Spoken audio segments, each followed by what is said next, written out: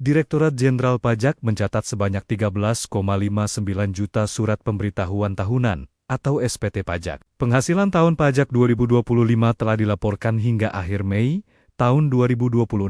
Mayoritas pelaporan berasal dari wajib pajak orang pribadi. Sementara jumlah pengguna yang telah mengaktifkan akun Qualitex menembus 19,5 juta. DJP menyebut capaian ini menjadi bagian dari upaya modernisasi sistem perpajakan dan peningkatan kepatuhan wajib pajak di Indonesia. Pemirsa, Indonesia mendorong penguatan konektivitas infrastruktur antar negara ASEAN. Ya, di mana kawasan Asia Tenggara diprediksi akan menjadi pusat perekonomian baru global yang menjadi banyak incaran investor dunia. Presiden Prabowo Subianto menekankan pentingnya penguatan konektivitas infrastruktur di berbagai bidang, termasuk pemerataan akses di wilayah terluar bagi negara-negara anggota ASEAN. Indonesia menekankan bahwa pembangunan infrastruktur yang terkoneksi antar negara akan memberikan dampak nyata bagi masyarakat di wilayah tertinggal, terdepan, dan terluar atau 3T, negara-negara Asia Tenggara. Untuk itu, Menteri Luar Negeri Sugiono menegaskan kerjasama subregional harus juga mengutamakan konektivitas antar negara dan juga harus mampu menghadirkan akses infrastruktur yang merata dan terjangkau bagi seluruh masyarakat ASEAN. Indonesia sendiri berkomitmen untuk terus memperkuat sinergi dan konektivitas pembangunan infrastruktur lintas kawasan. Ada beberapa deliverable terkait dengan hal itu, diantaranya ASEAN Petroleum Security Agreement yang disepakati, kemudian juga after ASEAN Plus 3 Emergency Rice Security yang kemudian menjadi deliverable dari pertemuan. Ya, Bank Indonesia melaporkan posisi cadangan devisa Indonesia pada akhir April 2026 sebesar 146,2 miliar US dollar. Ya, posisi cadangan devisa pada akhir April 2026 setara dengan pembiayaan 5,8 bulan impor dan pembayaran utang luar negeri pemerintah. Bank Indonesia melaporkan posisi cadangan devisa Indonesia pada akhir April 2026 sebesar 146,2 miliar US dollar. Angka tersebut menurun dibandingkan posisi akhir Maret 2026 yang tercatat sebesar 148,2 miliar US dollar. Adapun posisi cadangan devisa pada akhir April 2026 setara dengan pembiayaan 5,8 bulan impor atau 5,6 bulan impor dan pembayaran utang luar negeri pemerintah. Angka tersebut juga jauh di atas standar kecukupan internasional yang berada di kisaran 3 bulan impor. Dalam keterangannya, Direktur Departemen Komunikasi Ramdan Denny Prakoso mengungkapkan, perkembangan tersebut dipengaruhi oleh penerimaan pajak dan jasa serta penerbitan global bond pemerintah. Di tengah kebutuhan pembayaran utang luar negeri pemerintah dan pelaksanaan kebijakan stabilisasi nilai tukar rupiah. BI menilai level cadangan devisa tersebut mendukung ketahanan ekspor eksternal sekaligus menjaga stabilitas makroekonomi dan sistem keuangan nasional. Kedepan, BI meyakini ketahanan sektor eksternal Indonesia tetap terjaga. Optimisme tersebut didukung oleh posisi cadangan devisa yang memadai serta potensi aliran masuk modal asing yang tetap positif. Hal itu sejalan dengan persepsi investor terhadap prospek perekonomian Indonesia dan imbal hasil investasi domestik yang masih menarik. Jakarta, Tim Liputan IDX Channel. Berikutnya, pemirsa, Kementerian Keuangan mencatatkan posisi utang mencapai 9.920,42 triliun rupiah per 31 Maret 2026. Ya, rasio utang terhadap produk domestik bruto berada di level 40,75%.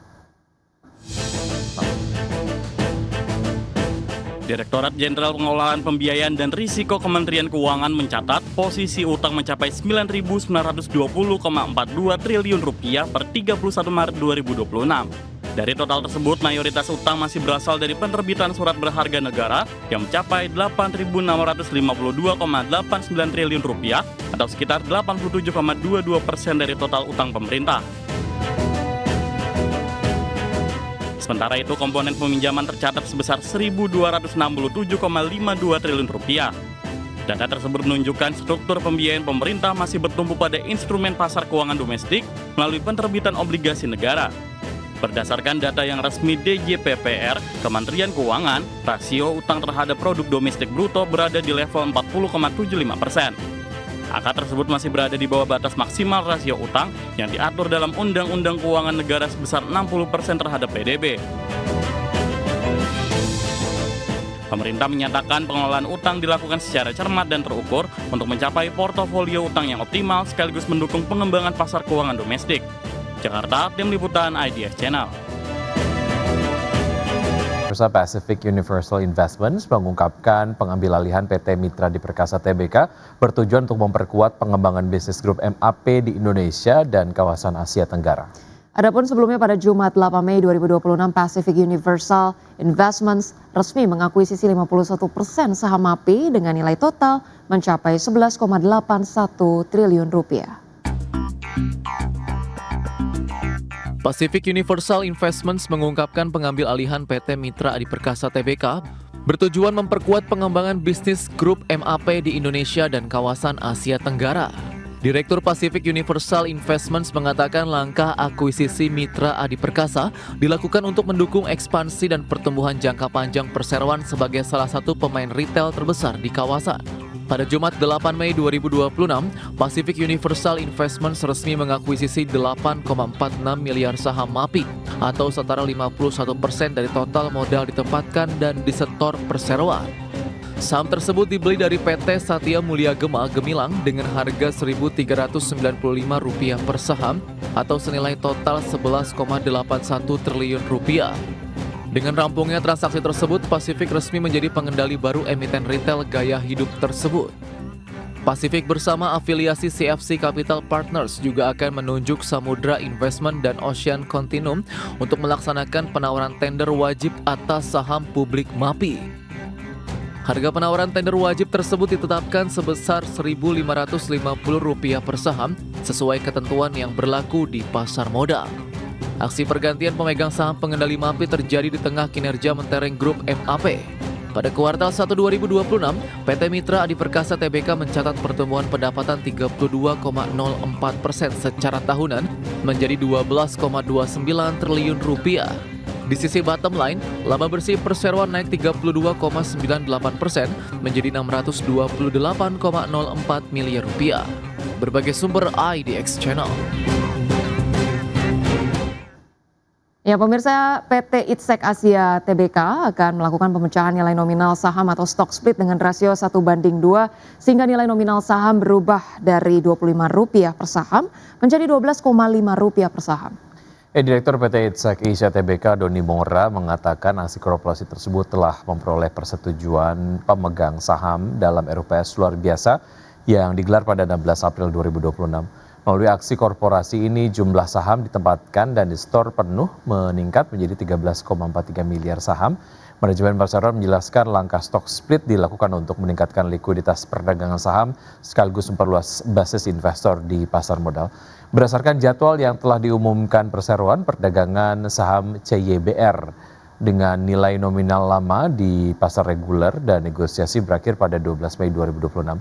Selanjutnya saham dengan nominal baru mulai diperdagangkan di pasar reguler dan negosiasi pada 13 Mei 2026.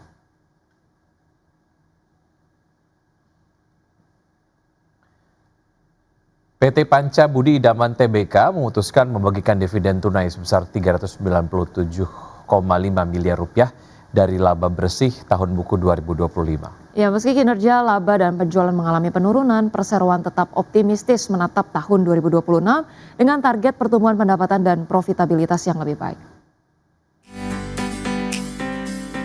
PT Panca Budi Idaman Tbk atau PBID menyetujui pembagian dividen tunai sebesar Rp397,5 miliar atau setara Rp53 per saham dari laba bersih tahun buku 2025. Keputusan ini disahkan dalam rapat umum pemegang saham tahunan atau RUPST. Dari total laba bersih sebesar Rp400,58 miliar, sebesar Rp3 miliar dialokasikan sebagai cadangan, sedangkan sisanya dibukukan sebagai laba ditahan. Sepanjang tahun 2025, PBID mencatatkan penurunan laba bersih sebesar 17,4% secara tahunan menjadi Rp400,58 miliar. Sementara penjualan turun tipis menjadi Rp5,19 triliun. Penjualan masih ditopang oleh segmen kemasan plastik senilai Rp3,44 triliun, disusul penjualan biji plastik dan segmen lainnya. Pasar domestik tetap menjadi penopang utama pendapatan perseroan. Direktur Utama PBID Vicky Taslim menyebut penurunan kinerja dipengaruhi tren penurunan harga biji plastik sepanjang tahun 2025. Meski demikian, perseroan tetap optimistis terhadap prospek bisnis tahun ini.